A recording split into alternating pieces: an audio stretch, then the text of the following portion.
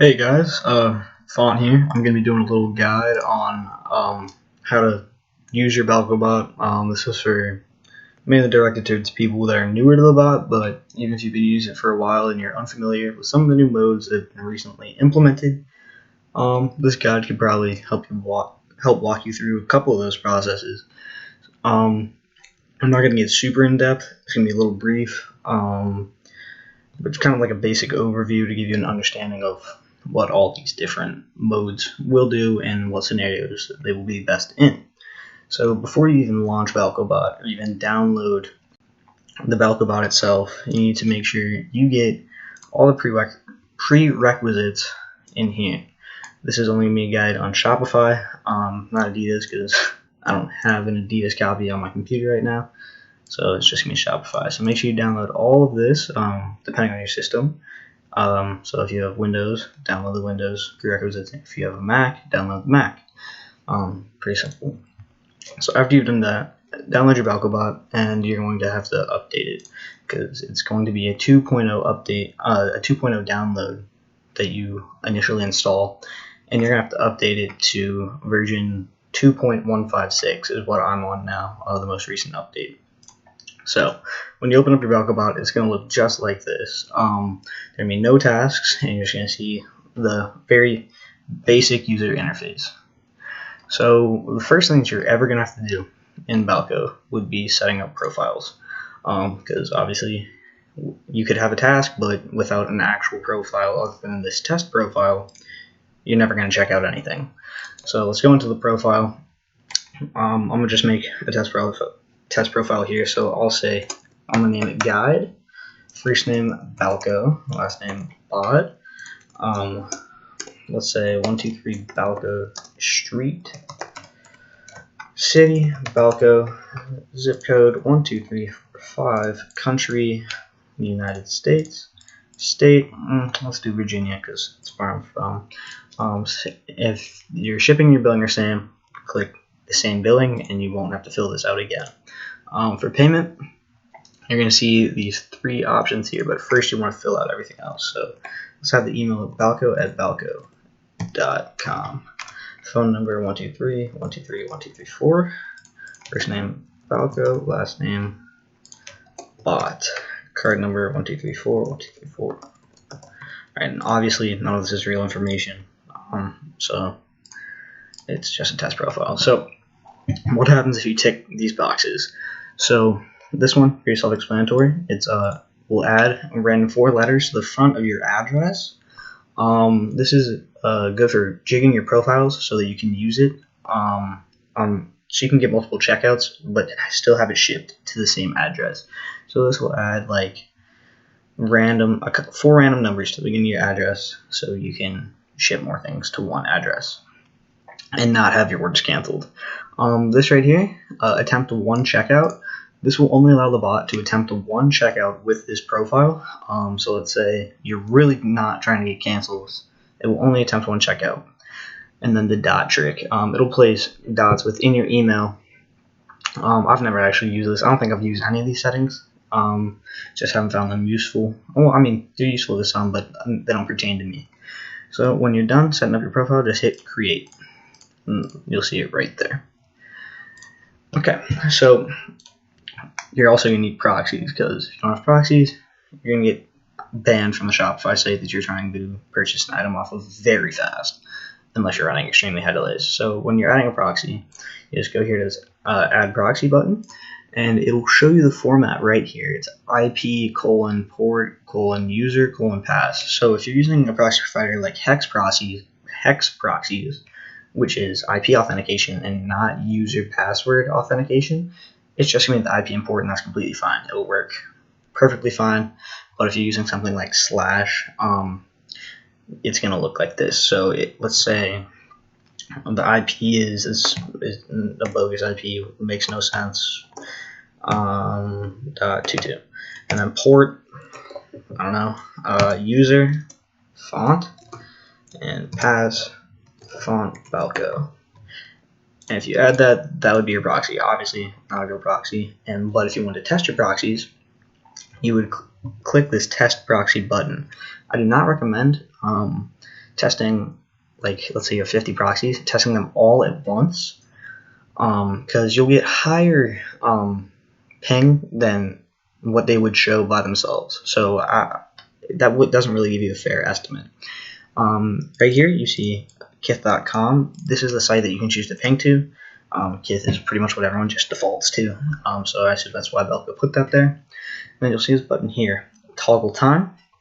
It'll show the time since used in milliseconds instead of just saying in use. So if once this proxy would be in use, it'll say in use.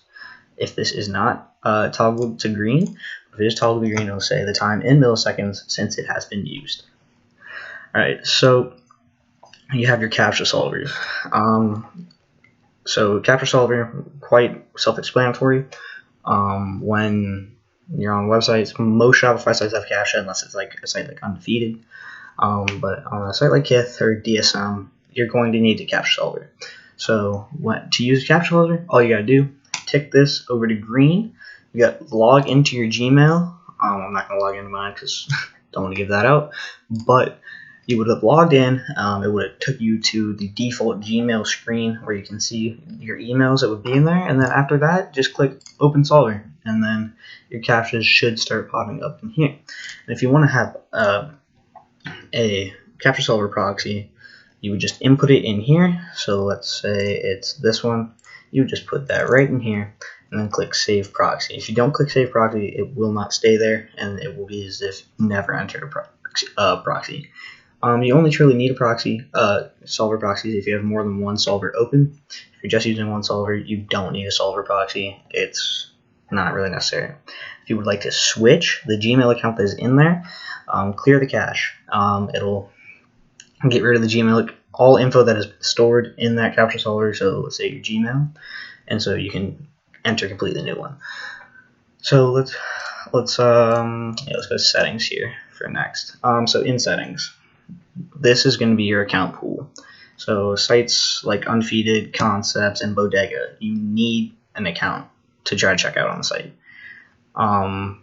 So if you need to add an account, so let's say we're doing it for Undefeated, it's just email : password. So let's say our email is balko@balko.com, and then colon, and then your password is, let's say it's Balko. You add the account. If you want to be able to view the email and password that's being used, just click this little eye and it will show you, and then click it again to not show it.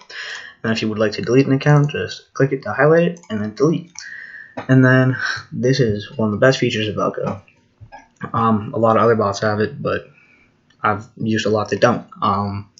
This is your shipping manager. So for the shipping manager, you can fetch the rates, the shipping rates, for a website before you're actually trying to check out the product that you want. So it saves you a significant amount of time during the drop, and could be the difference between you copying or not. So let me just demonstrate how to pull rates. So let's say we're trying to get it for Kith. And then for your profile, rates that you pull are only saved to one profile. So you have to do it individually for each profile because shipping costs different amounts to different places. So like shipping to me in Virginia from Kith is going to cost less than it would to someone that's in the UK. So let's use this guide profile. Let's call this Kith Shoes. So you can either input a product link or a rate token. A rate token is the long string. It says like UPS, %, shipping, %20. It's really long. And I mean, you could probably you'll find them in the Balko Discord if you like scroll up pretty far in announcements. Wick posts them every now and then. Normally when it's a really high DSM drop, he'll post them because I know he has them stored somewhere. But let's say you don't have the rate token and you need to fetch with product link. So all you got to do is go to the website that you desire, and then we're going to use these off-white calibers to fetch the rates. Look, all you got to do is copy this right here, and then paste that right there, and click Harvest Rate. And so it's going to tell you it's retrieving the rate for you right now, and then soon it should pop up right here. But I am dumb and I'm using an out-of-stock product, so that doesn't work. It has to be an in-stock product for you to actually fetch the rate. So let's just find something random. ugly pair of shoes. These actually aren't that bad. So let's click on these and just copy the link like I was saying. Add the rate, and this should add because it's in stock. And that should pop up right in here. Well, that's embarrassing.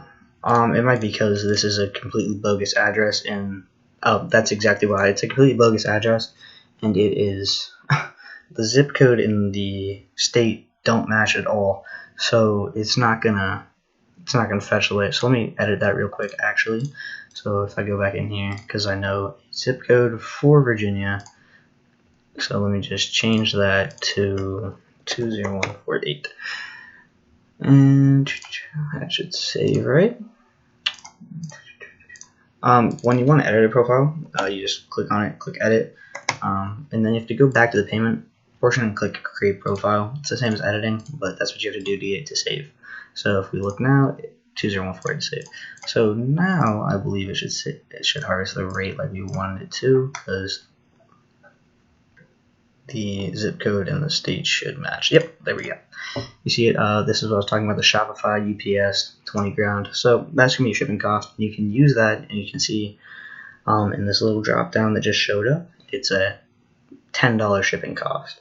So now we have our shipping rate, and we can use that in our task, save time. So right here, you can input your Discord webhook. But this has actually become way more prominent. It used to just be for if you wanted to see where all your checkouts were going and just like have them in a tidier place. But now with the increased bot protection, you can have your checkout links sent to Discord so you can check out manually, which has become quite viable. So in here, let's say you're using quick tasks. I typically don't. But if you have a preferred size that you always want to go for, like your personal size, you just input that and click save. Quick task profile, obviously just pick the one that you'd want to use and click save. So these apply to every single, these two buttons are very important because it will apply to every single task that you have. Every single one. So checkout links to Discord. So your Balko bot will not check out on its own if you have this ticked. It won't. It will send every single checkout link that it gets to your Discord webhook that you input. I typically would not have this checked because I want some tasks to try to check out on their own. So I wouldn't check this, but some people do. Retry failed checkout, I always like to have checked, because if a checkout fails, sometimes the task will restart from the very beginning, which I don't like it to do that. I just want it to keep trying to go from submitting checkout to out of stock, and then that's the fastest way. So just click save once you have those picked. And so right here, you can customize the colors of your Balko bot. I'm just gonna leave it at default, I think. Well, actually, I don't remember what it's something like that. Yeah, close enough. So right here, you can see you can import tasks or export tasks right here. This is really useful if you're setting up earlier for a job, so you can just import them right before the job happens and saves time. And then this button right here, check for updates. If you think an update has been pushed while you have the bot open, just click check for updates, and it'll tell you if it's up to date, or it'll prompt you with an update. So now we're ready to create our task. So when creating a task, you have to first select a site. We're just going to use Kith because it's an easy example. So our site is Kith. We have to select a profile. I'm going to use the test US profile because Balko is generous enough to have a default test profile for us. So you can see mass variance here. It sticks out. A variant is it's like a code that specifies what shoe and what size. And in here you can input lots of variants. So let's say a variant's going to look like that, kind of, not exactly. It's just going to be a long string of numbers though. So let's say these are our variants. All you do is hit enter after the variant's over, and then input the next line, and then click add variants. And they're all going to be here, and it's going to create a task for every single variant. But we're not going to do that because those aren't real variants. If you want to use keywords, you can just use shoe. That's a horrible keyword. Don't actually ever use that. So let's say we were setting up for the off-white Terra Tigers that just dropped today.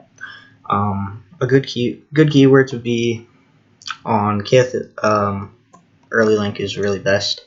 But I guess for a keyword you could have done off-white Tiger, and then if you wanted the white colorway, you would have done minus electric to get rid of the green and minus black to get rid of the black colorway. And that, I'm not sure if that actually did pick up the white colorway, because Kith is their keyword system's kind of weird.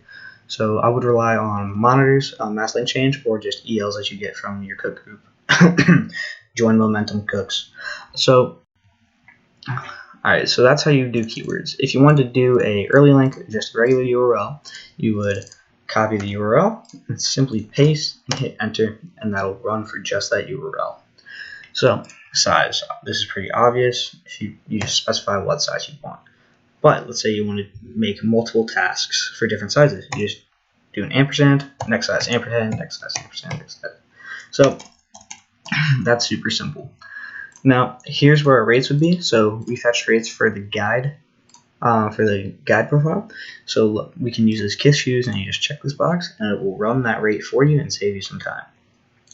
This is something I've never used. You can set a single proxy to a task. I don't really see a need for it. I don't see it being that helpful, but I guess some people use it. So if you want to do that, you just paste your proxy right here, and then check specific proxy. Accounts. So if I had put in a Kith account in the account pool, it would show up right here, and then I could click it. It would show the email. You just click it, and then tick this box, and you would be able to log in with that account. So this is one more crucial part of the bot. So there's 3 modes currently on Balko bot. There's regular, safe, and extra safe. So regular, it's the mode that's been around from the beginning with Balko. It is just straightforward. Going to check out as fast as it can. I mean, with your delay allowing, but it's just going to check out as fast as it can. It's not going to do anything fancy. It's just going to check out like it's supposed to. And then you're also going to see these browser types. We'll get to that later, actually. So regular, it's going to be your fastest mode, but it can get stopped by bot protection the easiest. Safe mode, this is going to be the second fastest. But I can't really get in depth with what Balko is doing within the actual code of the bot, because I don't know what he does and what exactly it does differently in the safe and extra safe modes. But I can tell you that it's going to be slower than regular, but it will be able to bypass some bot protections and still check out. Extra safe is going to be the slowest, but it is the best against bot protection. So sites like DSM, Kith, Easy Supply, they're super hard on bot protection right now. Extra safe mode is probably your go-to. And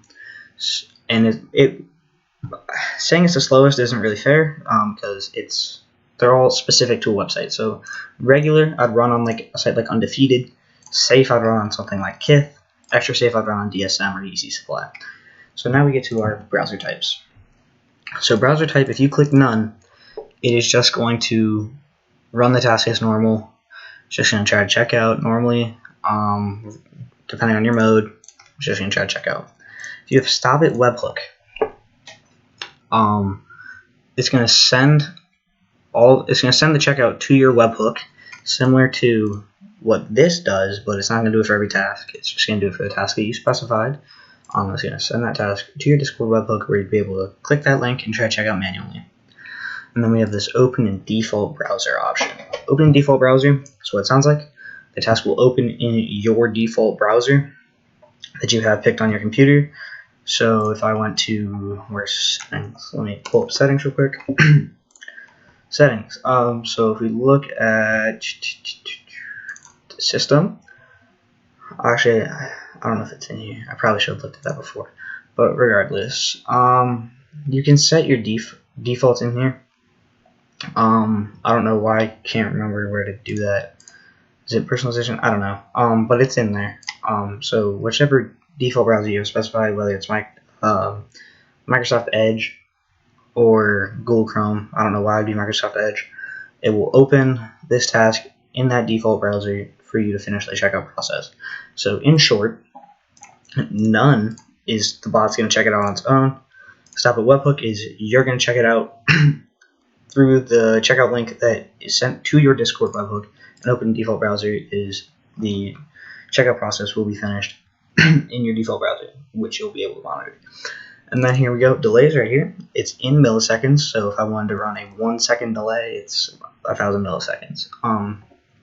Typically, on drops on websites like Kith, you want to start tasks on a high delay first, so a delay like 5,000, and then drop your delays down low right before the drop. This is so you can bypass queue earlier, but then bring your delays down so the tasks are still fast enough to check out before everything sells out. And then let's look. So we have restock mode right here. It's plain and simple. Restock mode is you use it when a product has gone out of stock, but you believe it's going to restock. So restock mode is very helpful on sites like Kith. We saw it today. Yeah, Kith, it did really well on today. I believe Deadstock, it did really well on today. And I want to say maybe Noder, it also did well on today. But this is a very good mode. It is not compatible with his random if unavailable button, which I skimmed over on accident. If you click random if unavailable, so let's say you input a size 8, but that 8 went out of stock before your task could get to it. So he'll just pick a random size. But random if unavailable does not work with restock mode, so do not check it. It will not work.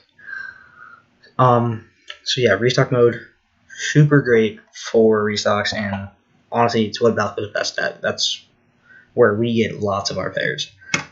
Force CAPTCHA. It'll bring up the CAPTCHA faster, and it just makes the whole CAPTCHA process faster.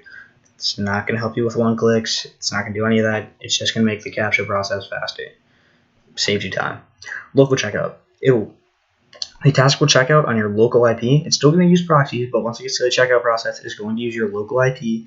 So let's say I'm on a server, it's going to use that local data center server IP. If I'm on my computer, it's going to use my local host IP.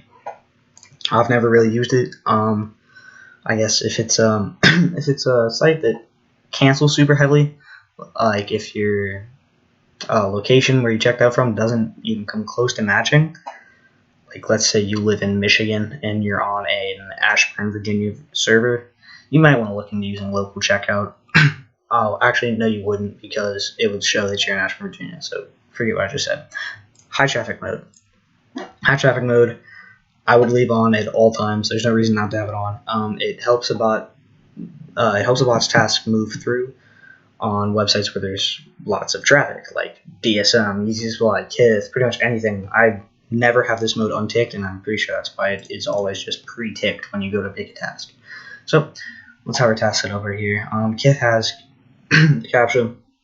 I'm not going to click force CAPTCHA. I don't even know if I'll run a task for you guys. We'll see. So I'll just throw on regular mode. Let me look at what sizes are in stock. So we're going to do men's 10. So we're going regular, and we're going to have none. I haven't set up a webhook. I'm not going to input the webhook because this is not the Balko bot that I'd be using. So we'll hit create, and our delay is going to be 5,000. Create. And I'm going to wipe this fake proxy. You obviously wouldn't, but I'm going to delete that because it won't work. So we have our task right here. And obviously to start your task, you can hit a hotkey with F3, or you can just click it. So it's going to go through the process, adding to cart, submitting checkout, completing checkout, submitting, and then it won't go through because it's a fake profile. So if that was a real profile, it would obviously just checked out. And so you guys are going to quickly notice there is no start all button. A lot of people freaked out about this for no great reason. So let's say you have 12 more tasks. You want to start these all at one time. Control A. Click Control A and you will select all tasks. You will select a group. Click the beginning of the group and then shift click at the end of the group. And that'll group the tasks together for you. So like this, shift click, start. And I'm going to stop those tasks. To duplicate a task, very simple. Click the duplicate button, it'll remake that task. So let's delete all these. And let's say the scenario, you had the wrong early link. We all hate to see it. This button right here, you can either link change, quick test, or apply password. I've never used this to quick test personally, but I'm sure it works fine. Link change, you would just input the new link, but this is the same link, and then just click link change, and it will be applied. Let's say you're botting another bot for some reason because you got a big of a scumbag, and they post their password to the Shopify site, and let's say it's Kodai. They don't do theirs like that, but apply password, and that password be applied, and your task would run through. You see this delay override here. So your task, you have the preset delay of 5,000, but to drop down the delay, editing, not a great method, it would take too long. Just input the new delay you want. So let's say we want 2,000, tick delay override, and this delay would have been switched from 5,000 to 2,000, and then just untick it and it'll go back to 5,000. I believe I've covered everything in the Shopify portion of Balko bot. Yeah, I think that's about it. Oh, you can also add more solvers. If you have that many one clicks, I don't know why you'd have that many emails, but if you do, you can add more captcha solvers if your heart desires. Yeah, I think that's about it. So, with that being said, I hope you guys were able to learn from this guide. It was a little impromptu. I probably should have wrote down some notes, but I just really went through the bot and pointed out pretty much everything I could. So, if this was helpful, let me know. If you still have questions, you can hit me up on Discord, font number 1213. And yeah, happy cooking and good luck with Balko. Enjoy.